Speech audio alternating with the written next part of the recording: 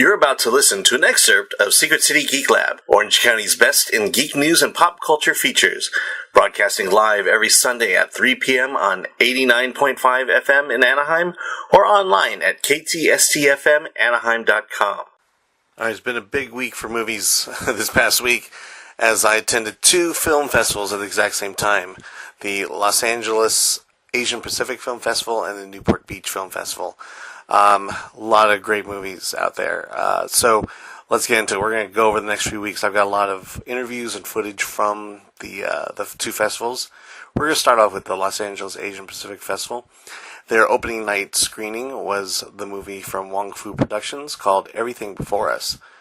These days, we exist in a world where organizations provide us with a rating or score for almost every aspect of our lives.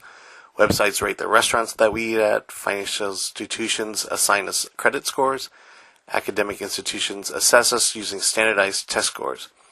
Whether we realize it or not, these scores have a pivotal impact on us, determining irreversibly the trajectory of our entire lives and the lives of those around us. In the best cases, these scores lead us in a fulfilling direction, and in the worst case, things can spiral out of control.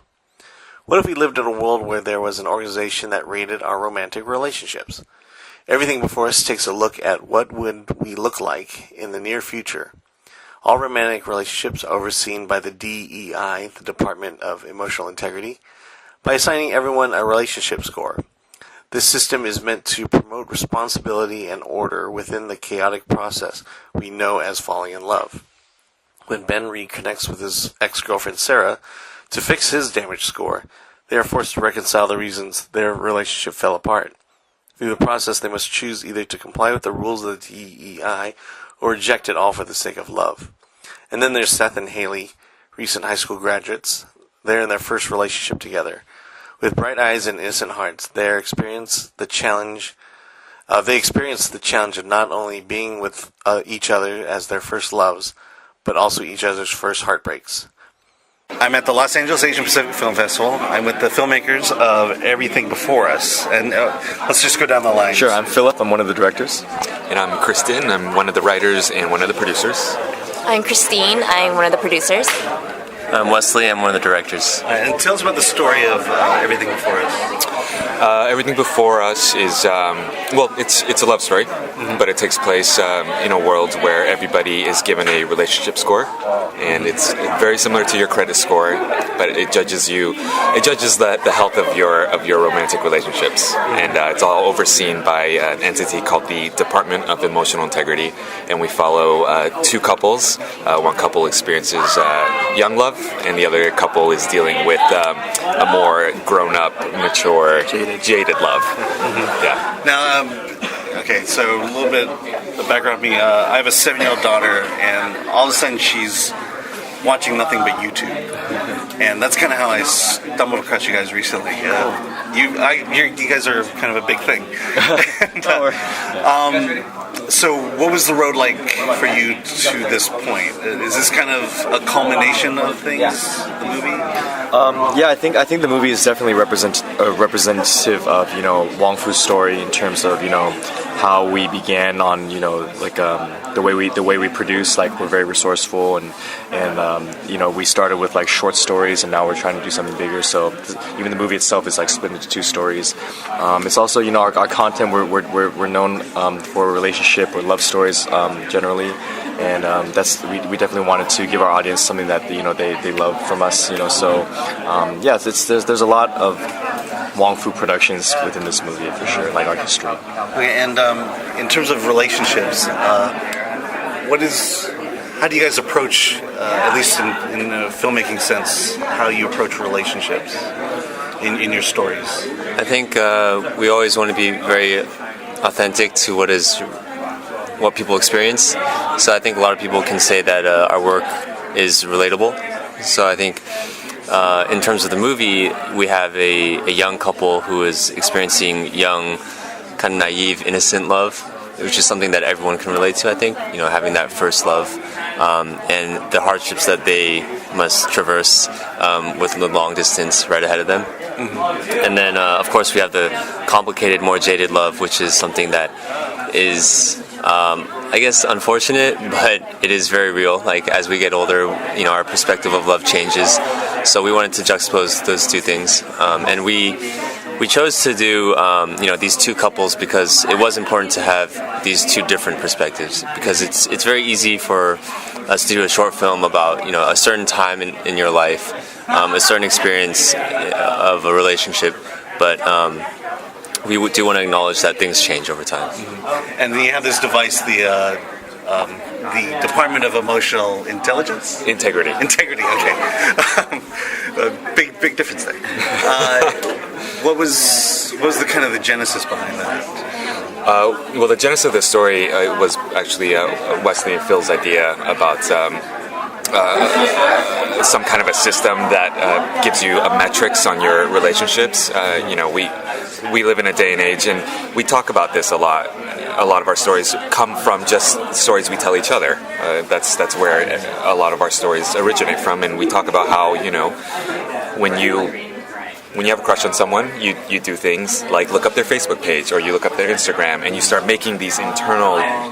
You put together these internal metrics on your own, and you judge whether or not that person would be a good fit for you. So we just say, imagine if there was an outside, a third party that did that for all of us. That's kind of like that's a commentary on the age that we live in. Right, and part of me was a little conflicted of whether this was necessarily a good thing or a bad thing. Speak on that a little bit. I think that's exactly what we want people to feel. I think there are benefits to having people feel accountable for their actions and feel like that extra responsibility that they need to carry around with them. But at the same time, it's like we shouldn't judge people. We shouldn't have to face our history with every person that we meet. Everyone deserves like a new chance and different opportunities, and people shouldn't be judged that way. So I think it's definitely supposed to make people feel a little bit uncomfortable, and also think about how do I actually act like this as if there was a DEI in my own life. Right. It's definitely supposed to evoke that. Yeah, and there's something about when breakups occur, when negative things happen in a relationship, that most people should actually grow from those experiences. Yeah, definitely. Right. We're like, sometimes it feels like we're in this age of the easier the better, being more comfortable is better, but there's so much growth that happens when we are in our most uncomfortable phases in our lives. And then last night you mentioned kind of likening it to our social profiles and getting job interviews and things like that. Yeah, I think with all the profiles and metrics that exist today, it doesn't seem very far off to think that the judgments and the score is something that's very realistic. Yeah. I think Chris was saying earlier that we're so used to metrics like from SAT scores, standardized tests which kind of determine how qualified you are to go into a certain higher education, right? To counting footsteps to see how fit you are. Right. Like, these things are slowly working their way into our lives, and the next step is how accountable you are in your relationships, how your behavior ranks in terms of in terms of the general population. Are you a good boyfriend, girlfriend, or are you a poor one? These things I feel like are very, very possible. Yeah. So you would be against Facebook buying LinkedIn or something? At this point, Facebook could probably do whatever, and I would still use it. It's just how much of that actually influences my life is the important thing. Mm-hmm. And now, what were some of the challenges when we got to you? Wong Fu's mostly known for the short web films. What were the challenges to coming to a feature-length film? I think because we're so used to working within a very small or no budget situation, even though we did have funding from Indiegogo, it was learning how to stretch that dollar and then living between the two worlds of how Wong Fu does it and how traditional like film crews do things, because we did bring on crew members who were part of that world, and then so it was kind of a compromise of they definitely know and bring a lot to the table versus we are accustomed to doing things a certain way, So there was that a little bit of that struggle, but I think we found the best of both worlds and like came in. I'm like the proudest thing for me is that we came under budget, you know. So and we made such a beautiful, fantastic looking film. So there's a big responsibility when the big dollars start coming in. Definitely, and I think because we're funded completely, well not completely, but like by our fans, you know, so that $1 is maybe from your 7-year-old daughter, you know, who was like, hey, I want to support Wong Fu in some way, you know, so we definitely took that very seriously, so we really made that dollar work for this film. Was there a sense of, and this also has to be our best stuff? This has to be the pinnacle of everything I think we actually approach that with every project that we go into, but I mean, for sure, this being our feature-length film, we gave it everything and more, you know, so. Phil and Wes are always pushing to get, you know, like, despite our limitations, like budget-wise, the question is always how can we do it better? You know, how can we do this better? How can the storylines be better? The cinematography be better? That's always at the forefront of everything they do. Yeah. And then from the very beginning of Wong Fu, how has your storytelling evolved over time?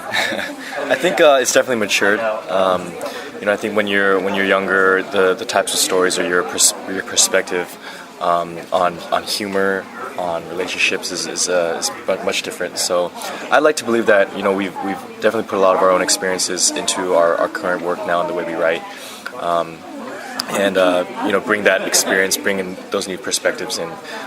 So a little bit more of an adult kind of love or adult take on things, and hopefully it continues to evolve too. Like, you know, someday we're going to be looking back on this movie and think, oh my gosh, we have a totally different story to tell now about relationships, and because that's how everyone's always growing, you know, like we can only know what we've experienced this far. Yeah. Now I feel like for me, I'm kind of a generation before you. Filmmaking was with giant VHS cameras, and we edited with 2 VCRs. Do you feel like you guys caught the wave at the right moment in terms of technology? Well, first of all, I think we did some of that when we were kids. Yeah, we definitely did that, but not as a profession. But so we're always saying that we were definitely in a very specific window where the technology was kind of at the right place, and also society was at the right place to consume the technology that way. So it's not only making it, but having an audience. Right, exactly. Like if the perception of that technology by society needs to be ready for consuming, right? So you know, we were able to use the newer cameras. We were able to use high-speed internet to share our work, and social media started developing, and we were definitely there. But at the same time, I think, you know, there's a lot of people that made a viral video or had a you know, one great piece or whatever, but I think the reason why we've been able to stand out is our consistency. You know, so yes, there is a little bit of luck, but it's majority just a lot of hard work and adapting to the changes, because, you know, even if we were at that window, we're not in that window anymore, and so for us to continue to grow, we have to keep adapting. Right. So that's really, I think, what it is. But absolutely, like, yeah, we were very fortunate to have been preceded by a lot of great people in the community that have done great work and paved the way for even us to have the opportunities that we do. I mean, from what I've seen of your work, you know, it's quality. I mean, ultimately, it's good storytelling and unique perspective, and it looks like quality. You know, it didn't look like it was you know, 2 VCRs put together. Thank you. So another sense I get from Wong Fu is it's a community. You bring a lot of other people in from just the 3 of you. Can you speak a little more about that? Yeah, I think Wong Fu's network has grown very wide and quickly over the years, because in the end, we're the creators, so we always need to find, you know, different actors or people to work with to be in our things, and I think that's, people see us collaborating with other YouTubers or other people in the community, and they just see that, you know, we're all down to help each other. that cross collaboration is really important. And I think in this movie we have a good amount of that. We have people from Aaron Yu has been in quite a few features already in the mainstream world, and then we have Ki Hong Lee, who started doing a lot of short films with us, and then he recently got Maze Runner, kind of blew up there. Brandon Su, who has been in traditional but really embraced digital side too, and then just bringing very talented people together, no matter where they come from, so that Wong Fu Productions can kind of be a bridge for new media and traditional. Right. I mean, you guys are, in a sense, these are auditions for the big studios to see. Ultimately. Yeah, I guess so. And this is kind of our first impression for them. So we want to make sure that it's the best one. Okay. Yeah. So make that final pitch to people who don't frequent YouTube, who have really never heard of you guys. Why should they go out and seek everything before us? I think in general, like if people don't know us, then it's just going to be treated as any other regular movie. So all we can really say is that it's a great movie that I think will challenge the way you look at your own love life and your own history, relationship history, and also challenge the way you see other people and the way you engage with other people.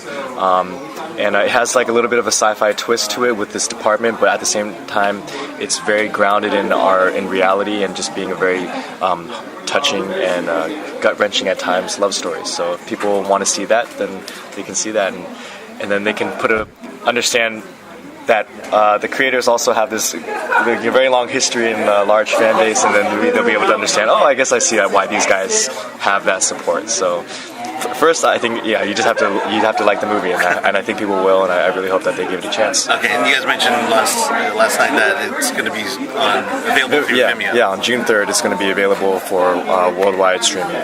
Okay, and do they have a pay service, or is it? Yeah, they do. Yeah, they're. I think I just read about that. Yeah, they're doing a lot. Yeah, they're doing a lot of things with it right now, and making a lot of great strides. Spike Lee's movie recently came out on it. Josh Whedon had a film that was on there, so it's actually pretty exciting right now. Yeah, well, congratulations. Thank you so much. Thank you. Yeah, thanks. Don't miss your favorite movie reviews and interviews. Subscribe to this YouTube channel, and be sure to like and comment about this excerpt. Enjoy.